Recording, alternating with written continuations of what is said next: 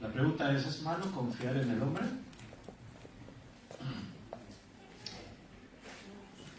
En este versículo dice, maldito el que confía en el hombre. Es más, dice, maldito el que confía en sí mismo. En contraste, vemos que nuestra confianza tiene que estar en Dios. Habla ahí del el que se aparta de Dios, dice. El que se aparta de Dios deja de confiar en Dios para confiar en los hombres. Cambia a Dios por un hombre. Pero uno se dirá, bueno, pero hay hombres en los que sí se puede confiar, ¿no? Hay hombres en los que, bueno, hombres que, porque Dios los ha hecho nuevos, porque Dios ha cambiado su corazón, porque son un ejemplo de fe. ¿Tienes en la Escritura algunos hombres en los que se puede confiar? Hombre, hay gente como David, el rey David, un hombre conforme al corazón de Dios. Yo si me tuviera que ir a la guerra, pues le confiaría a mi esposa, al rey David. Seguro que la cuidaba bien. Hay risas por ahí. Ironía, ¿no? A Moisés, hombre, un hombre como Moisés, que dice la Biblia que no ha habido un hombre como él, a quien Dios escogió, se le manifestó en el Sinaí 40 días, le dio personalmente las tablas de la ley. Y la Biblia dice que es el hombre más manso que hubo en la tierra. Pues un hombre tan manso como él, yo le confiaría. Me compré un jarrón de porcelana china de la dinastía Ming. Lo miré en internet. Un jarrón cuesta 3.000 euros, no es broma. Se lo confiaría a Moisés. Seguro que aunque le provoquen y eso, nunca lo tiraría al suelo y lo rompería. Yo se lo confiaría a él. Rompió las tablas de la ley que Dios le dio. Y si no, pues confiaría en un hombre como Pedro, un tipo valiente. Ahí no se lo pensó dos veces, sacó la espada para defender a Jesús y le cortó la oreja a uno de los que venían allí en la comitiva. A un hombre así yo sí que le confío que dé la cara por mí. Seguro que nunca me negaría, aunque tenga que arriesgar su vida. ¿Verdad? Y si no, podemos confiar en Abraham, el hombre de fe. Se ha dicho el padre de la fe. Bueno, ¿le podrías confiar a tu hija para que se case con él que nunca la expondría a ningún peligro porque la fe que él tiene, inquebrantable, jamás mentiría diciendo, no, es mi hermana, vaya a ser que a mí me hagan algo y allí el rey de Egipto? ¿En quién podemos confiar? ¿Puedes confiar en algún hombre? Bueno, pues la Biblia dice que no. Y la experiencia dice que no podemos confiar en los hombres. Esa es la realidad. Tú no puedes confiar en ti mismo. Evidentemente, estamos hablando de una clase de confianza. En realidad, todos los días manifestamos nuestra confianza los unos en los otros. No solo en el contexto cristiano, confiamos en gente que tenemos relación profesional, confiamos en personas, nuestros familiares, aunque no sean creyentes, confiamos los unos en los otros. Pero creo, no sé si estás entendiendo lo que dice la Escritura. Yo no puedo poner mi confianza ciega en ti. No es por menospreciarte, es que no puedo confiar en mí. ¿Y sabes el resultado de eso cuál es? Que seremos más temerosos delante de Dios y velaremos, andaremos con más cuidado. Porque hemos mencionado a David, a Moisés, a Pedro, a Abraham y podríamos haber seguido una larga lista. Y si te das cuenta, la mayoría de estas personas fallaron donde se creían más fuertes. Moisés en su mansedumbre, David en su fidelidad a Dios, un corazón conforme al de Dios. Abraham en la fe, esa fe capaz de sacrificar a su hijo si Dios se lo pide. En Pedro, ahí donde él siempre impetuoso se derrumbó y negó 3 veces maldiciendo que no conocía a Jesús. Donde eran fuertes fracasaron. No podemos confiar ciegamente los unos en los otros. Nuestra confianza tiene que estar en Dios. No sé si habéis escuchado una noticia que esta semana, estos días, ha salido a la luz pública. ¿Conocéis a Rabí Zacarías? Rabí Zacarías era un predicador, falleció el 19 de mayo del año pasado y tenía 74 años cuando falleció. Y era uno de los apologetas y de los predicadores, escritores más conocidos en el mundo cristiano. Hay una organización evangelística de predicación y distribución y enseñanza de la palabra que lleva su nombre, el Rabbi Zacarías International Ministry. Y bueno, este hombre muchos lo seguíamos en Facebook. Ahí puedes escuchar sus predicaciones buenísimas. Es uno de los predicadores que a mí siempre me ha gustado escuchar. Es un defensor de los argumentos de la fe tremendo. Ha tenido debates, hay ahí grabaciones de debates que ha tenido con ateos renombrados, con presentadores de cadenas de televisión así, de programas estos muy famosos, y muy bueno. La verdad es que sus enseñanzas, todo tremendo. En Facebook tiene alrededor de 1 millón de seguidores. Y no viene de ahora, desde hace ya muchos años. En el año 1983 estuvo invitado a predicar, a participar en la cruzada de Billy Graham en Holanda, en Ámsterdam. Que la organización de Billy Graham no invita a cualquiera.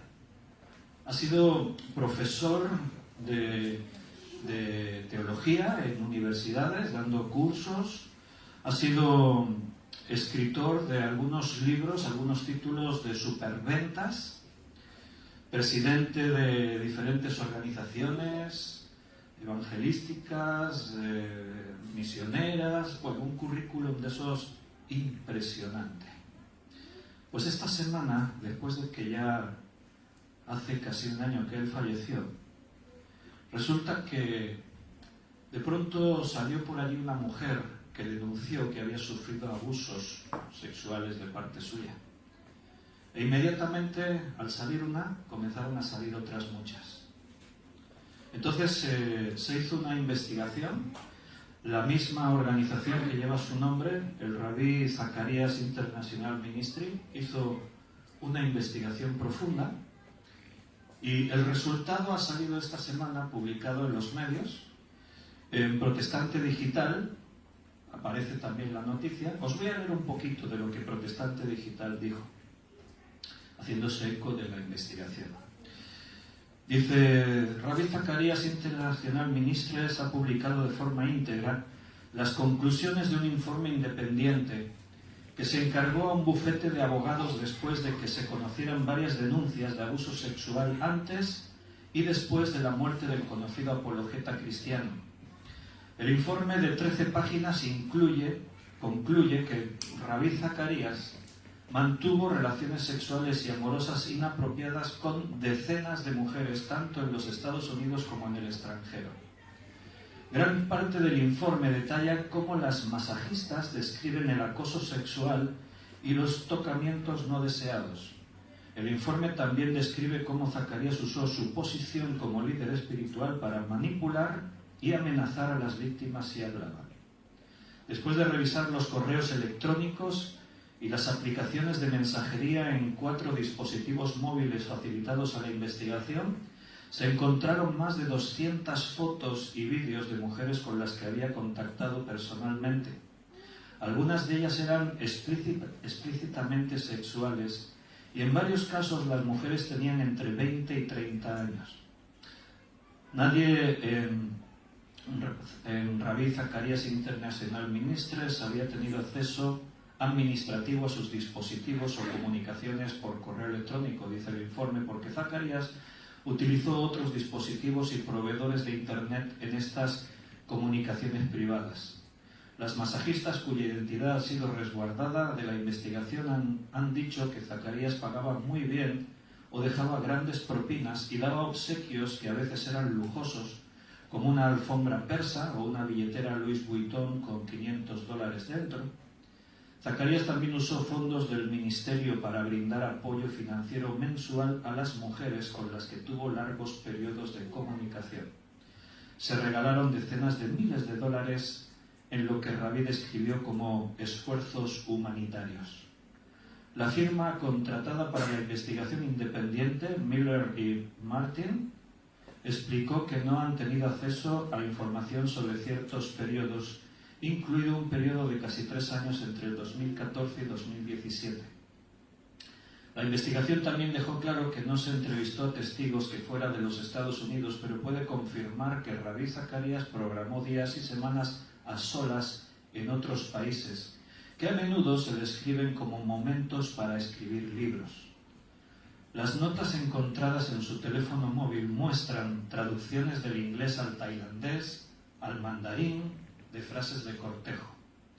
El informe también menciona el caso de la víctima Lori Anne Thompson, una mujer que en 2017 denunció que Rabí Zacarías la había manipulado para que le enviara fotografías personales eróticas, refiriéndose a un acuerdo de no divulgación entre Thompson y Zacarías. La investigación dijo que no tuvo acceso a la evidencia, y bueno, y así sigue el texto, todavía aquí sigue,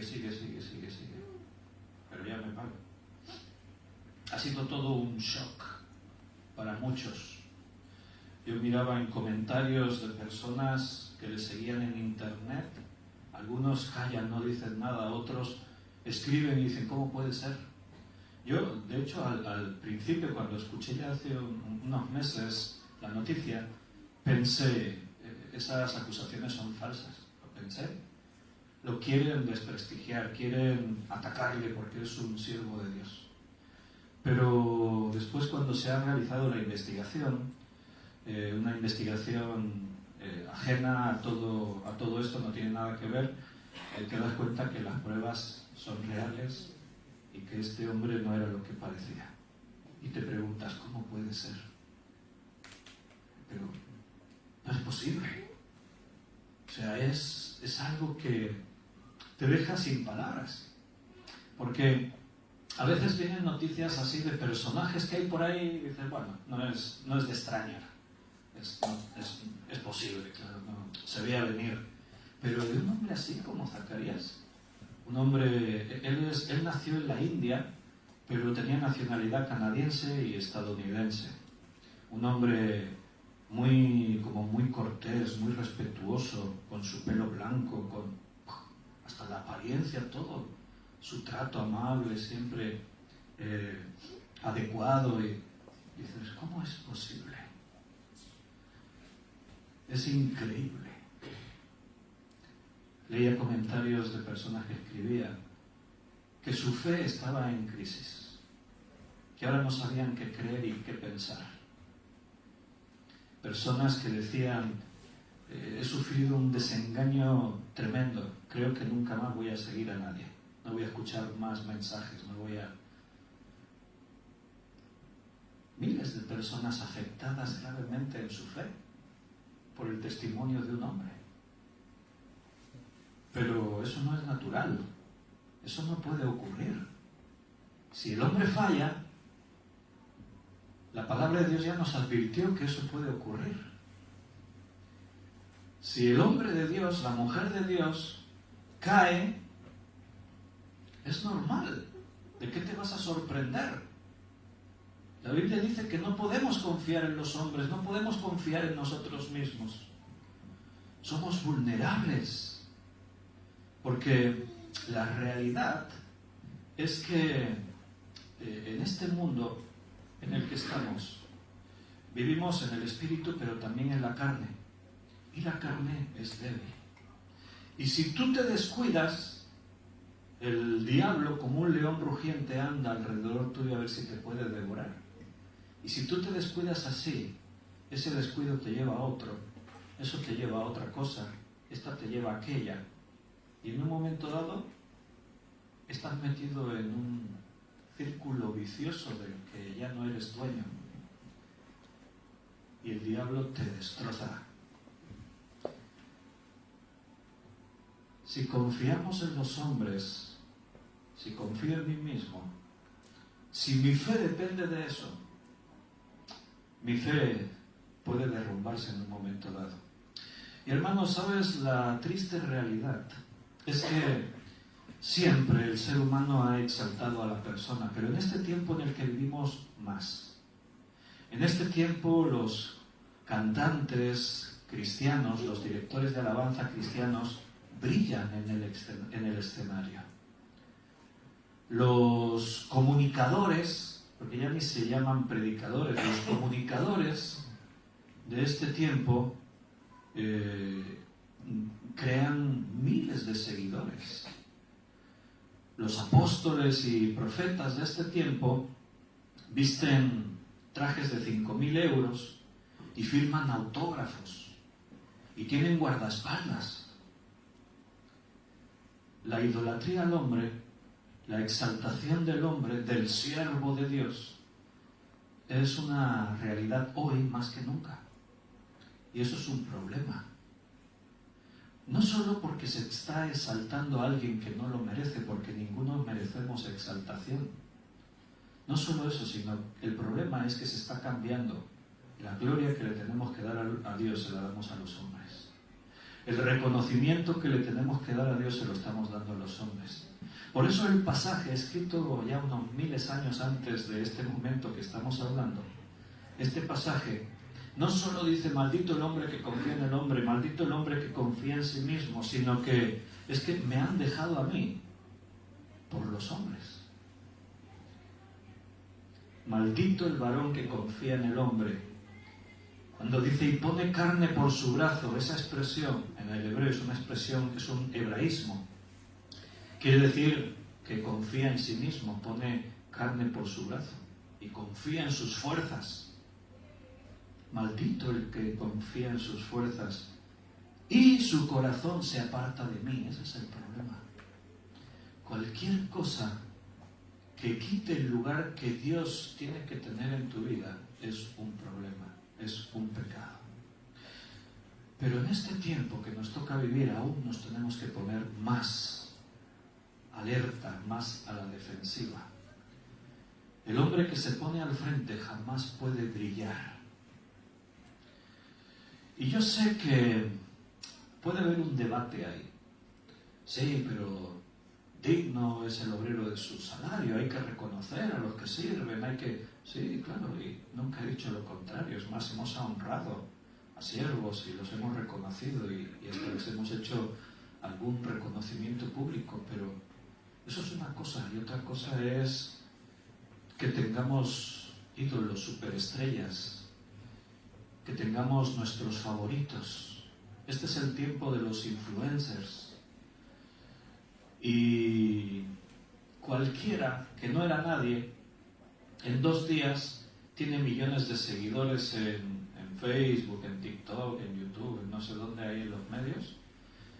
Y la gente les escucha, les cree, les siguen y están dispuestos a hacer lo que el tipo este diga, sin que sea nadie. Y en el mundo cristiano ocurre también algo parecido. Si nos enteramos que viene a Barcelona el cantante tal o el grupo cual, wow, se agotan las entradas, se paga el dinero para entrar y se pone aquello a rebosar. No, vamos para alabar a Dios. ¿En serio? Para alabar a Dios no tienes que ir a Barcelona, a Madrid. Algunos viajan al extranjero para ver a sus grupos favoritos. Para alabar a Dios lo puedes hacer en la intimidad de tu habitación o en tu iglesia, en cada reunión de alabanza y adoración. Y no digo que si hay un grupo ahí de hermanos que hacen una buena música, tú puedes ir allí a compartirla con ellos y a disfrutar de un momento. Pero creo que me estáis entendiendo. La gente va a ver al cantante, la gente va a ver al grupo porque tiene un nombre, porque tiene, y porque le sigo, y porque... Y a ver si consigo una foto con él y un autógrafo.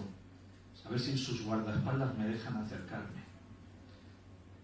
¿Te imaginas a los hombres de Dios en la Biblia con guardaespaldas? Juan el Bautista allí por el desierto, con sus barbas, sus ropas de pelo de camello y 4 o 5 tipos negros vestidos así con trajes negros alrededor suyo. No os acerquéis, cuidado. Juan, tenemos la lista de los que hoy van a ser bautizados. Este puede, sí, venga, tú pasa. No, es absurdo. O sea, hemos creado un mundo cristiano absurdo, ridículo. Yo tengo libros firmados por queridos hermanos, pero la relación que tenemos con ellos, conocemos hermanos que han escrito decenas de libros, que son predicadores, maestros, apologetas reconocidos en el mundo, invitados a países distintos, pero son gente sencilla. Podemos quedar, irnos a buscar setas, o quedamos y comemos juntos, o los invitamos y vienen, aunque en la iglesia solamente haya un grupo pequeño de personas. Pero algunos no son así, se lo tienen muy creído. Yo a veces he conocido a personas que de pronto me ha parecido un buen maestro, un buen presentador, comunicador del Evangelio, de la palabra, y le he saludado y le he dicho, oye, ¿tú vendrías a nuestra iglesia? Sí, bueno, sí. ¿Qué iglesia es? ¿Cuántos sois? Cuando te hacen esa pregunta, ¿y cuántos sois? Bueno, somos unos 60, 70. Ah, bueno, ya un día si de eso hablamos. Te está diciendo, no, yo pobre, tan poca gente me voy. Algunos ya son más descarados. Ya sabéis que la farándula cristiana y la industria de la adoración y de la predicación y de los milagros, algunos ya tienen sus propios agentes y tienen sus propios cachés.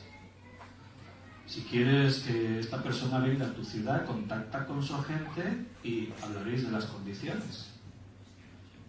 El caché son 20.000 euros, transporte en primera clase, alojamiento en hoteles de lujo, etcétera, etcétera, etcétera. Este es un mundo corrupto, es un mundo extraño. Después pasa esto. Mi ídolo cae y mi fe se derrumba y mi vida se derrumba y deja de tener sentido y ahora no entiendo lo que pasa, pero ¿hay hombres buenos o no hay hombres buenos? A Jesús, un joven que tenía mucho dinero, se le acercó y le dijo, maestro bueno, y Jesús le dijo, ¿por qué me llamas bueno? No hay bueno, le dijo, sino solamente Dios. Jesús dijo que nadie es bueno. Antes Ángel ha preguntado a un par por aquí si se consideraban buenos. Uno ha dicho que no, el otro ha dicho que sí. No, pero es que a veces nos preguntáis cosas desde aquí, desde delante, y en ese momento no sé qué decir. Lo que Dios ha hecho en nosotros es bueno, pero yo no soy bueno. Lo que Dios está haciendo en nuestra vida es perfecto. Él nos lleva hacia la perfección y un día en los cielos ya no habrá más pecado, no habrá más debilidades, no volveremos a caer. Cuando dice la Biblia que el justo cae 7 veces y vuelve a levantarse, solemos citar ese versículo para decir, mira, cuando me caigo me levanto, pero el versículo dice que te caes, y que te caes 7 veces. El 7 representa un número completo, la totalidad de algo. O sea, quiere decir que el justo puede caer una y otra vez. Porque yo sea X nombre, no quiere decir que ya soy perfecto, que ya nunca más caeré, que nunca más fallaré. No, fallamos. Lo que pasa es que, claro, ante los ojos de los hombres hay caídas y hay caídas. Yo puedo caer en perder el control en un momento dado, yo puedo caer en decir algo que no es totalmente cierto, yo puedo caer, pero cuando uno cae, como este hombre, por ejemplo, Zacarías, Rabín Zacarías, dices, vaya, no fue un desliz, una aventura que tuvo por ahí, fueron años continuados de una doble vida que mantenía oculta a los ojos de los otros, incluso usando de hipocresía. No me voy a escribir libros, voy a estar en comunión con Dios. Y se iba a países como Tailandia, aquí y allí, para tener turismo sexual. Vaya. Claro, cuando tu esperanza, yo reconozco que cuando leo noticias así me afectan y te hacen reflexionar y pensar y dices, ¿cómo es posible que un hombre así? No tengo respuestas, no puedo. Sé lo que dice la Biblia, pero ¿cómo poder explicar? ¿Cómo poder? Si confías en el hombre, dice la Biblia, que serás como la retama en el desierto y no verás cuando viene el bien, sino que morarás en los sequedales en el desierto, en tierra despoblada y deshabitada. Y recuerda que el contexto no solo dice el hombre hacia adelante, no, también en ti mismo, si confías en ti mismo. Yo no puedo confiar en ti mismo, métete eso en la cabeza de esta mañana. Tú no puedes confiar en ti mismo. No, es que yo jamás haría eso, no, es que yo no voy a caer donde cayó este, no, es que yo... Cuando piensas así, eres vulnerable. Cuando piensas, caray, cuidado, sí es cierto, no puedo confiar en mí. Entonces, ¿qué ocurre? Que confías en Dios. Y entonces podrás decir, todo lo puedo en Cristo que me fortalece. Si estás en Dios, no caerás. Resistirás la tentación, lo que venga. Si vas por ahí, no, a mí esto no me pasará, yo confío en mi fuerza, hombre, yo nunca haría cosas parecidas. Cuidado, estás en peligro, te estás descuidando y el diablo no va a tener compasión de ti. Tengo que estar agarrado a Dios con todas mis fuerzas todos los días. ¿Por qué será que Dios siempre nos insiste tanto? No dejéis de reuniros, no dejes de meditar en mi palabra, vive una vida de oración, ponte la armadura. ¿Por qué creéis que es todo eso? ¿Porque queda muy chulo, muy bonito ahí con la armadura puesta y todo? Es porque Dios nos ama. Y Dios no quiere que pasen cosas como esta. Dios te quiere, te ama celosamente. Quiere bendecirte. Dio a Jesucristo por ti. Tienes que entender que todo lo que Dios te manda, te exige, la rigurosidad con la que su palabra nos habla, es porque Él quiere lo mejor para tu vida. Porque a veces ignoramos los peligros que nos rodean. Lo sabemos de memoria, esos versículos que yo estoy citando aquí esta mañana, wow, los conocemos ya, sí, pero vívelos. No, que no se quede solo en una teoría. ¿Te acuerdas aquella escena en la que José es vendido como esclavo? Lo compra un hombre que se llama Potifar, es uno de los siervos de Faraón. Y José, bendecido por Dios, de pronto no pasa mucho tiempo en el que encuentra el favor ante los ojos de su amo Potifar. Y lo pone por encima de todos en su casa. Se convierte en una especie de mayordomo que lo administra todo, pero la esposa de Potifar le echa el ojo y dice, este jovencito guapo y fuerte, yo lo quiero en mi cama. Y la historia bíblica siempre es muy concreta, no intenta ahí darnos tantos detalles, pero seguro que esta mujer lo venía rondando hacía tiempo. Y para José esto era una tentación, porque tenía incluso una excusa. Oye, ¿qué voy a hacer? ¿Me voy a resistir si es mi ama? Bueno, pues disfrutemos el momento. ¿Por qué crees que salió corriendo cuando un día lo agarra la esposa de Potifar? ¿Por qué crees que salió corriendo? No te vas corriendo si no tienes por qué correr. Si tú estás seguro y estás fuerte en ti mismo, dices, no. Se fue corriendo porque era un peligro. Se fue corriendo, huyendo ¿de quién? De la Potifina. No sabemos su nombre, como dice Alejandro Abraham, el director del seminario de Potifina. Sales corriendo de esta mujer, corres de ti mismo, de la tentación. Porque si te quedas 2 segundos más, sucumbes al pecado. Por eso hasta dejó sus ropas, no, déjame, y se fue corriendo, salió huyendo.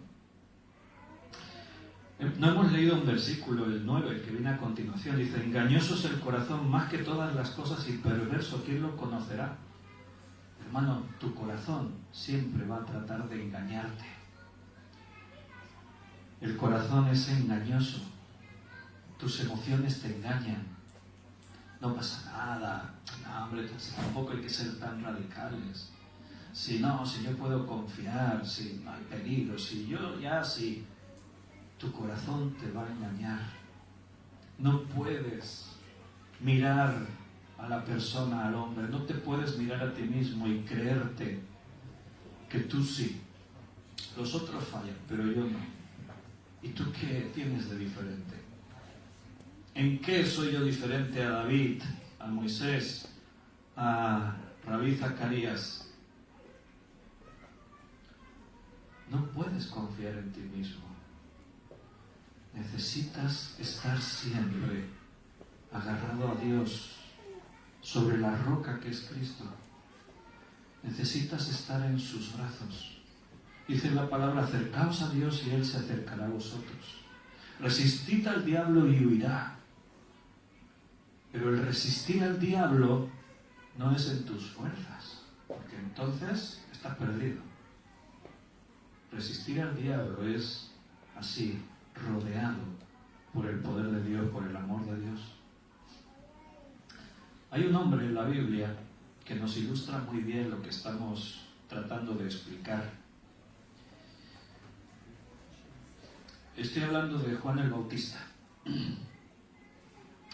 En el Evangelio de Juan, capítulo 1, tenemos a un hombre muy convencido del mensaje que está transmitiendo. Es un hombre que tiene una convicción tan grande que sus afirmaciones, sin duda vinieron de Dios, no las pudo hacer por sí mismo, y del cual Jesús dijo que no había habido un profeta más grande que él, que Juan el Bautista. Curiosa declaración, porque cuando yo oigo las palabras de Jesús acerca de Juan, pues de pronto para mí Juan, si en una pregunta de concurso bíblico me hubiesen preguntado cuál es el profeta más importante en la Biblia, pues yo habría dicho Moisés, habría dicho Elías, habría dicho Isaías, habría dicho alguno de estos que realmente vivieron prodigios, hicieron que cayera fuego del cielo y consumiese el sacrificio, las piedras y hasta el agua que había, y el que hizo que el mar rojo se abriera, y el que hizo los que hicieron esos grandes milagros. Yo diría, este es el profeta más grande.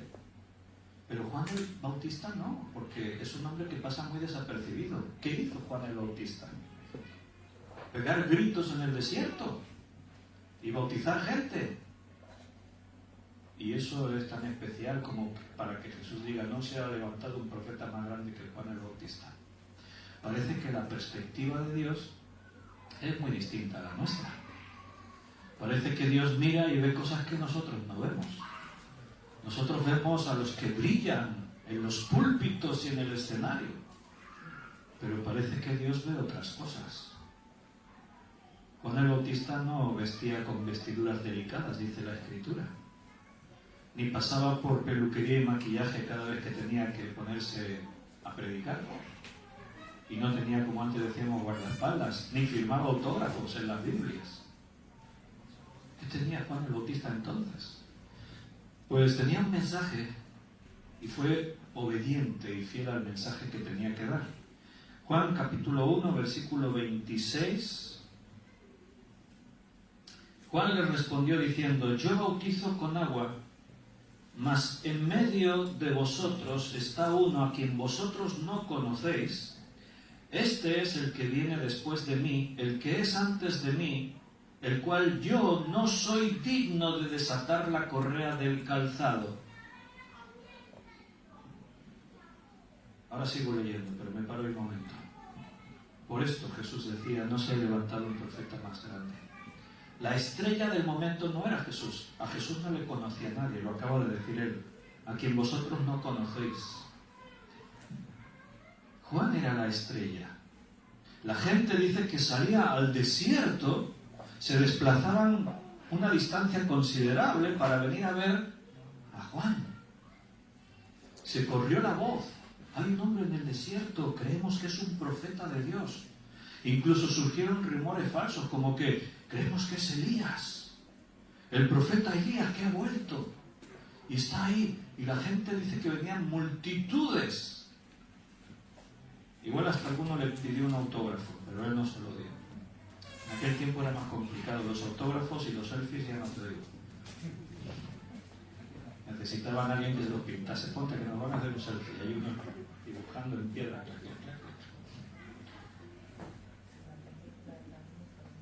Él era el protagonista. Él era la superestrella. Pero de pronto dice, no, yo no estoy aquí por mí. No, os estáis equivocando. No.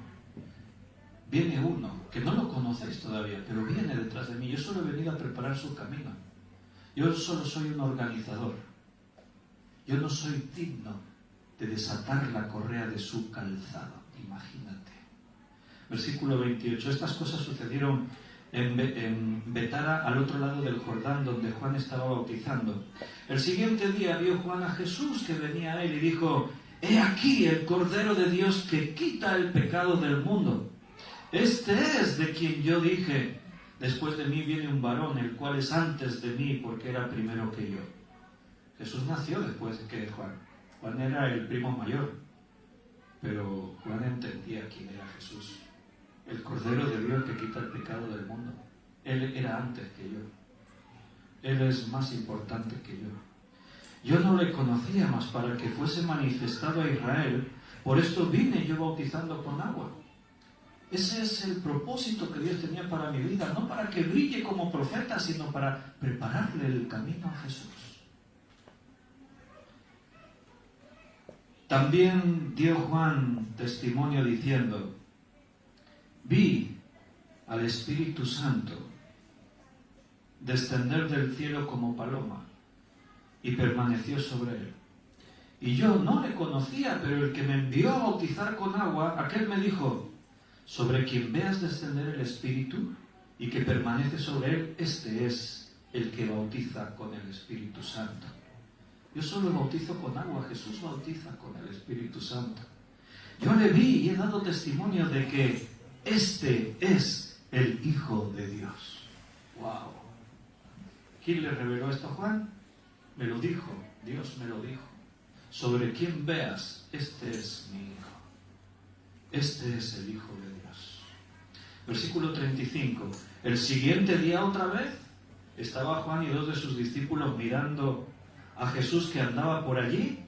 No le quitaba ojo de encima. ¿Y cómo no? Si hubiéramos estado allí nosotros, habrías estado mirando el teléfono, habrías estado mirando a Jesús, siguiéndole.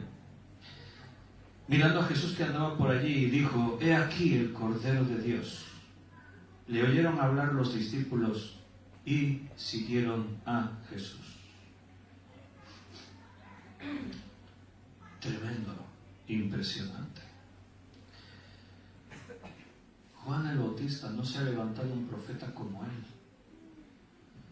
Tenemos que cambiar un poco nuestro chip mental y dejar de permitir que el mundo nos siga impresionando con su gloria. Traer la gloria del mundo a la iglesia es un error. En la iglesia tiene que brillar Cristo, no pueden brillar los hombres. La gente tiene que tener sus ojos puestos en Jesús, no en las personas. Algo se está haciendo mal en la iglesia cuando un hombre cae en un pecado, sea quien sea que caiga en un pecado. Algo se está haciendo mal cuando hay miles que de pronto sufren un resquebrajamiento en su fe y algunos hasta dicen: yo ya no creo en nada, yo ya no. Algo se está haciendo mal.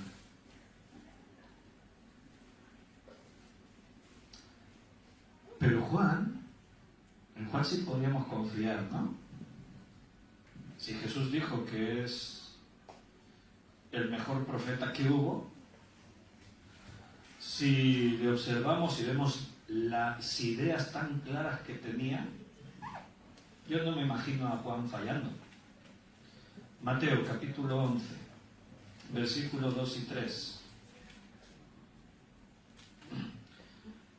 Mateo 11, versículos 2 y 3. Al oír Juan en la cárcel los hechos de Cristo, les envió 2 de sus discípulos para preguntarle: ¿eres tú aquel que había de venir o esperaremos a otro? ¿Qué ha pasado? Acabamos de leer un texto en el que vemos a Juan con las ideas clarísimas. Yo estoy aquí para preparar el camino de Jesús. Yo no le conocía, pero Dios me dijo. Dios me lo reveló. Este es el Cordero de Dios que quita el pecado del mundo. Este es el Hijo de Dios. He visto con mis ojos cómo el Espíritu Santo caía sobre él.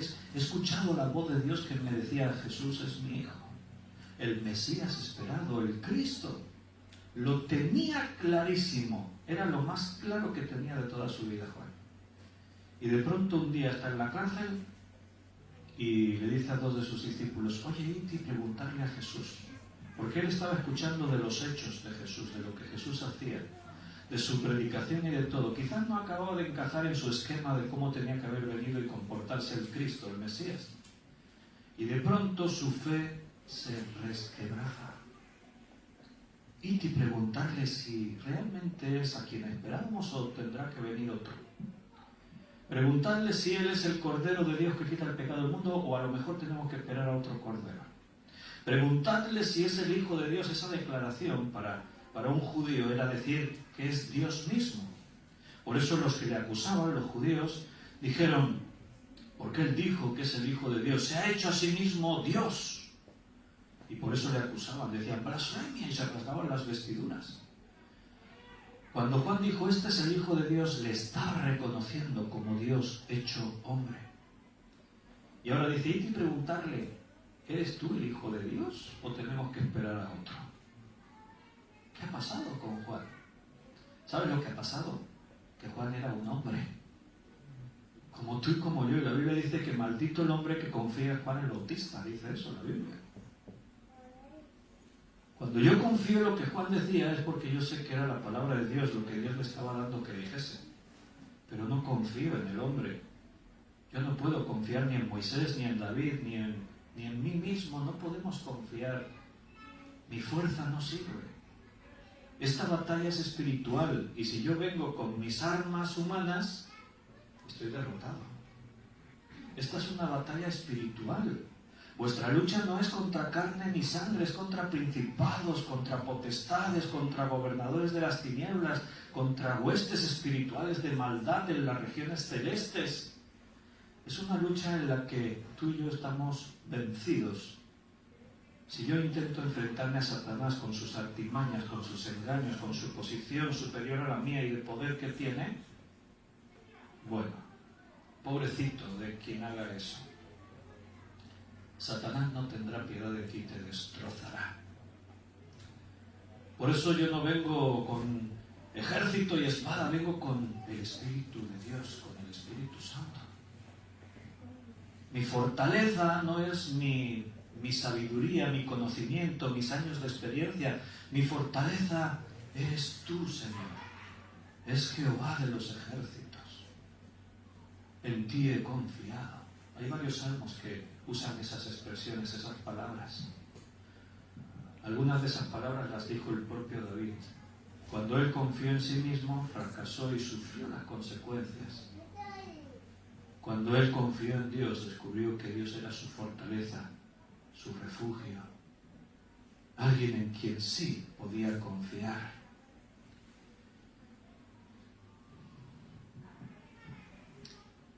Pero Juan tuvo algo que yo sí me gusta imitar y me gusta seguir.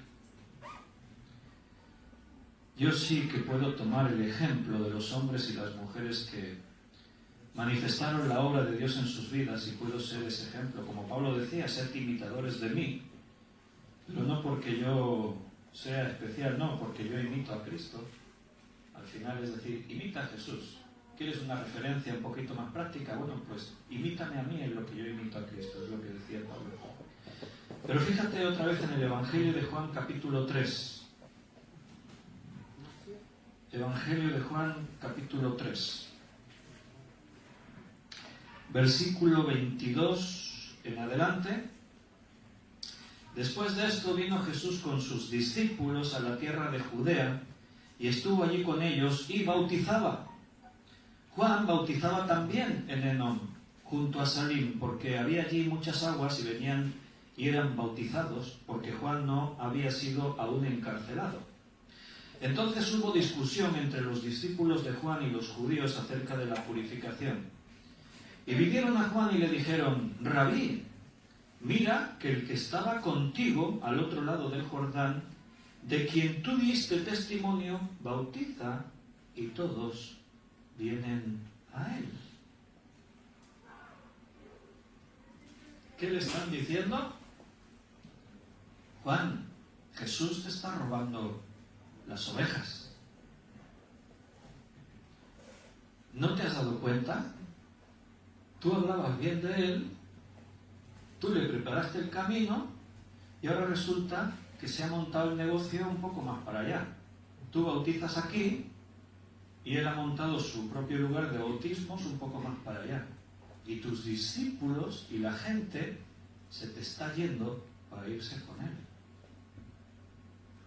¿Cómo se te queda el cuerpo? Vaya, me siento traicionado. Yo que hablé tan bien de Jesús, ahora me está robando las ovejas. Esto que os estoy diciendo es una cosa bastante común entre pastores y congregaciones en este mundo. Yo estaba una vez en una reunión de pastores aquí en Tarragona y había unos pastores del sur de la provincia y de las Terras de l'Ebre. Montaron un numerito allí, que tú no tienes vergüenza porque yo tenía la iglesia en esta calle y tú viniste una calle más para allá y montaste otra iglesia allí, y ¿qué te crees? Que no sé qué, yo estaba primero. Y yo estaba escuchando y no me lo podía creer. Digo, ¿qué? Y estos son los pastores que tenemos en la iglesia, Dios mío. Estamos perdidos. Pero ¿de las ovejas de quién son? ¿De Juan el Bautista o de Jesús? ¿Quién era el Cordero de Dios que quitaba el pecado del mundo? ¿Juan o Jesús? ¿Quién era el Hijo de Dios, el Mesías? Juan tenía muy bien asumido su papel. Él sabía para qué había venido. Él sabía qué es lo que Dios quería y esperaba de su vida. Ese es el problema que algunos tienen. Dios les ha dicho lo que espera de ellos, pero ellos tienen sus propios sueños. De hecho, aún dentro de la iglesia se alimenta eso. Sigue tus sueños. Alcanza tus objetivos. Eso no es lo que la Biblia nos enseña. La Biblia dice que seamos obedientes al propósito que Dios tiene para ti. Y escúchame, ninguno de tus sueños se podría comparar en nada ante lo que Dios tenga preparado para tu vida. Solo que nosotros tenemos perspectivas distintas. Nosotros nos dejamos influenciar por la gloria del mundo y Dios nos ofrece otra gloria. Pero la gloria de Dios es eterna, no es vana, dura para siempre. Juan tenía asumido su papel, por eso cuando vienen con esta cantinela, oye, pero mira, Juan, aquel que estaba contigo te ha traicionado, ha montado su propio lugar de bautismos, tus discípulos se te están marchando, se están yendo. Y todos vienen a él, dice en el versículo 26. Pero mira la respuesta de Juan, versículo 27. Respondió Juan y dijo: no puede el hombre recibir nada si no le fuere dado del cielo. Vosotros mismos me sois testigos de que dije: yo no soy el Cristo, sino que soy enviado delante de él. El que tiene la esposa es el esposo, mas el amigo del esposo que está a su lado y le oye, se goza grandemente de la voz del esposo. Así pues, mi gozo está cumplido. Es necesario que él crezca, pero que yo mengüe. El que de arriba viene es sobre todos. El que es de la tierra es terrenal, y las cosas terrenales habla. El que viene del cielo es sobre todos, y lo que vio y oyó, esto testifica, y nadie recibe su testimonio. El que recibe su testimonio, atestigua que Dios es veraz, porque el que Dios envió, las palabras de Dios habla, pues Dios no da el Espíritu por medida. El Padre ama al Hijo y todas las cosas ha entregado en su mano. El que cree en el Hijo tiene vida eterna. Pero el que rehúsa creer en el Hijo no verá la vida, sino que la ira de Dios está sobre él.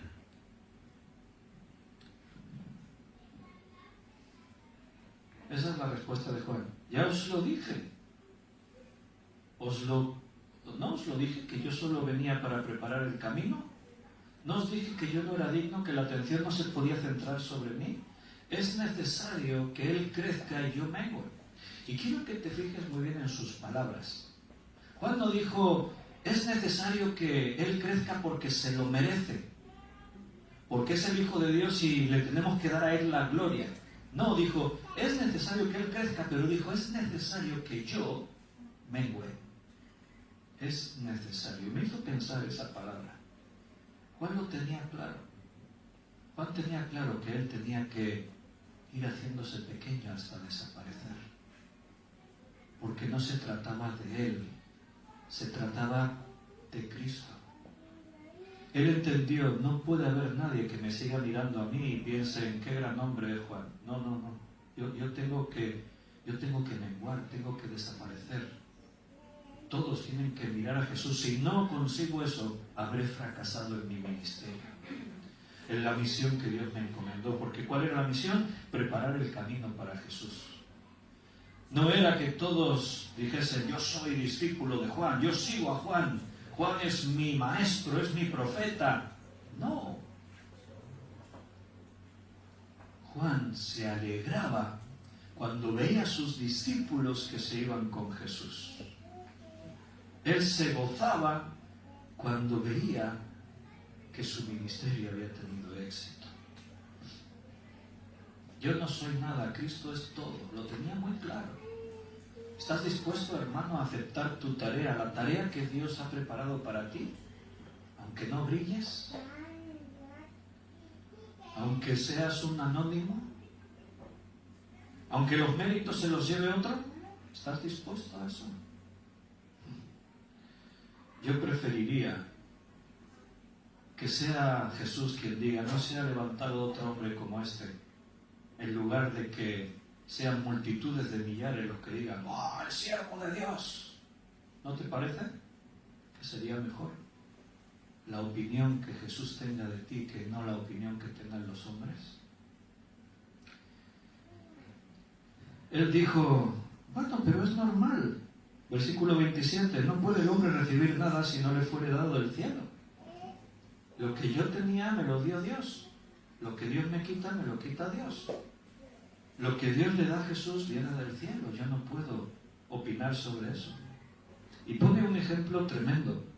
El que tiene la esposa, versículo 29, el que tiene la esposa es el esposo, mas el amigo del esposo que está a su lado y le oye, se goza grandemente de la voz del esposo. Así pues, este es mi gozo está cumplido. ¿Te imaginas en una boda? Está el esposo y la esposa, la novia y el novio. Son el centro de atención, los protagonistas. Y está el amigo del novio, que según la tradición judía era el que se preocupaba en organizar todo. O sea, era el que trabajó, el que lo preparó todo, el que buscó la música, el que organizó el lugar donde se iba a comer, el que organizó qué comida comeremos, el que organizó la decoración. Lo hizo todo el amigo. Y el día de la boda toda la gente viene al novio y le dice, felicidades, es una boda extraordinaria, la mejor en la que he estado. Qué bonito todo, ¿cómo lo habéis dejado? Y el novio, gracias. Y el organizador que está allí está mirando y está diciendo, pero se está llevando el mérito el novio, yo soy el que lo ha hecho todo esto. A ver. ¿Pero tú qué te creías? ¿Que el protagonista eras tú o era el novio? Tú eres el amigo del novio, no eres el novio. El que brilla en ese día es el novio y la novia. ¿Y el amigo qué hace? Se goza, se alegra de que todo salió bien, de que he conseguido que este sea el día más feliz de sus vidas. Porque si el amigo se pone celoso y empieza a decir allí, coge el micrófono, quería decir unas palabras, todos estáis felicitando al novio, pero he sido yo el que ha organizado todo esto y tal. Y queda mal, queda en ridículo. Juan estaba alegre porque mi gozo está cumplido, dice, porque su objetivo fue alcanzado, consiguió aquello que se le había encomendado. Hermano, todo depende de Jesús, todo tiene que ver con Él. Yo debo estar donde Dios me ha puesto. Yo no voy a intentar brillar y que los demás me miren. Si ocurre eso, has fracasado. Si la gente cuando te mira te ven a ti, has fracasado. Si la gente quiere ir a un sitio para verte a ti en lugar de para ir a ver a Jesús, has fracasado. En el mundo no, en el mundo estás triunfando, pero la gloria que el mundo te da es vana, es temporal y pasajera.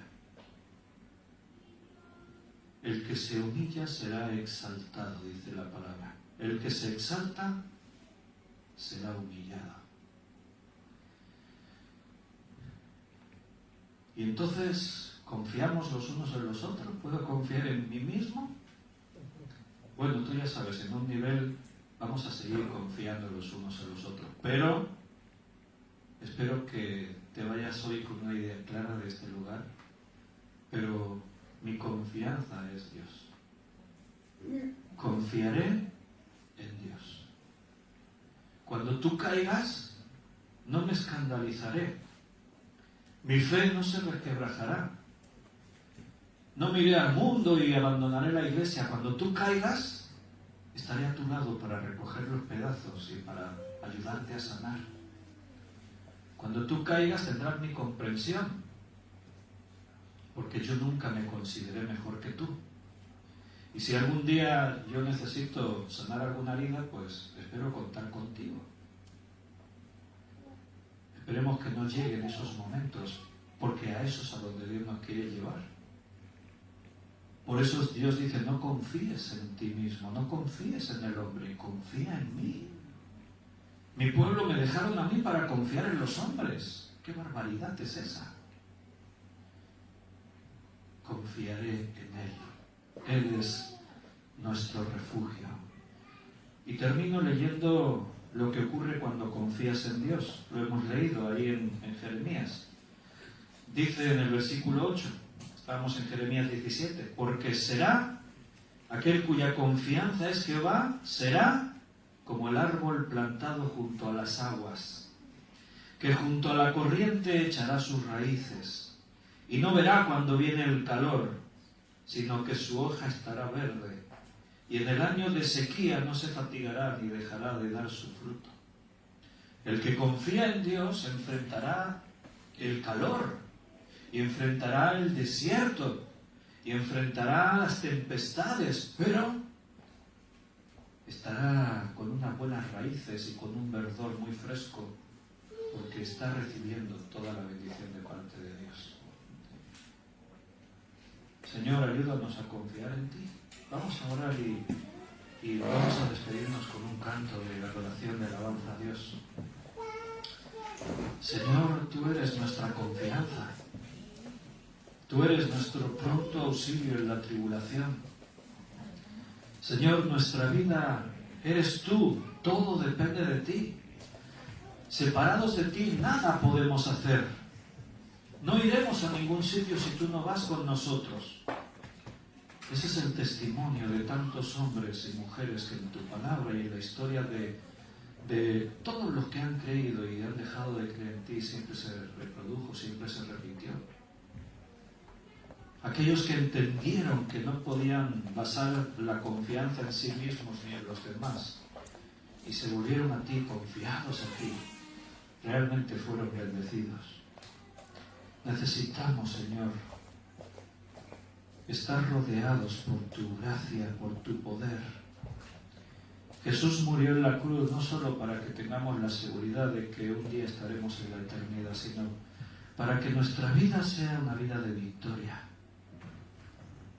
No nos podemos conformar con ser derrotados. No es una justificación saber que el justo puede caer para que andemos cayendo todas las veces. Nos amas, eres nuestro papá y no quieres vernos sufrir. Por eso, Señor, siempre eres tan celoso de decirnos una y otra vez, de insistirnos las cosas que tenemos que hacer. Ayúdanos a que nuestros ojos estén puestos en ti, a que como hombres y mujeres podamos disfrutar la comunión que es la Iglesia, la bendición que es tener esa relación unos con otros de amor sana en la fe, sin egoísmos, sin recelos, sin murmuraciones. Ayúdanos a llegar a eso, pero sintiendo que somos solo el cuerpo, que todo depende de la cabeza, que tú eres la cabeza, Cristo es el que manda, Cristo es el que dirige. La gloria es para Él, no es para nosotros. Ayúdanos, Señor, porque a veces a la carne le duele el que no seamos reconocidos. A veces nos duele en nuestra carne que el mérito se lo lleve otro. A veces duele que te esfuerces mucho y nadie lo reconozca. Claro que sí, pero es que no estamos aquí para eso. Ayúdanos a entender, a ver, y ayúdanos a gozarnos cuando es el esposo el que se lleva todo el mérito, el que se lleva la gloria. Ayúdanos a sentirnos felices cuando nos damos cuenta que nadie nos ve, pero a través de lo que hacemos te ven a ti. Queremos honrar tu nombre y adorarte, porque solo tú mereces eso. A ti te damos la gloria, la honra, el poder es tuyo. Tú creaste los cielos y la tierra, y todo se sostiene por ti. Nosotros solo somos ovejas de tu prado, pero gracias por tanto amor que nos has dado. En el nombre de Jesús. Amén.